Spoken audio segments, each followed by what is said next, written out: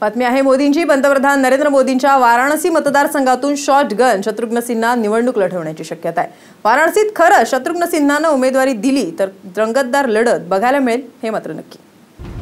वाराणसीत शत्रुघ्न सिन्हा काँग्रेसकडून लढणार, मोदींना खामोश करणार शत्रू।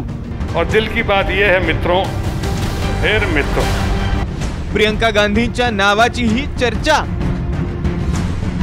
पंतप्रधान नरेंद्र मोदी यांच्या विरोधात वाराणसीत काँग्रेसकडून शत्रुघ्न सिन्हांना उमेदवारी दिली जाण्याची शक्यता आहे। खरं तर सर्वच विरोधकांनी मिळून एकच उमेदवार उभा करण्याबाबतही सध्या गांभीर्याने विचार सुरू आहे। सगळ्या विरोधकांनी मिळून एकच उमेदवार दिला तर मतं फुटण्याची शक्यताच उरणार नाही।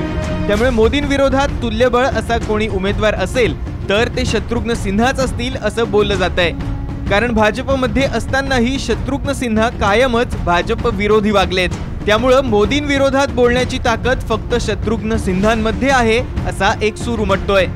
दुसरीकडे काँग्रेसच्या सरचिटणीस प्रियंका गांधी यांच्या नावाचाही विचार सुरू असल्याचं कळतंय। वाराणसीत जर खरंच मोदींविरोधात शत्रुघ्न सिन्हांना उमेदवारी दिली तर यंदाची निवडणूक अत्यंत रंगतदार होईल।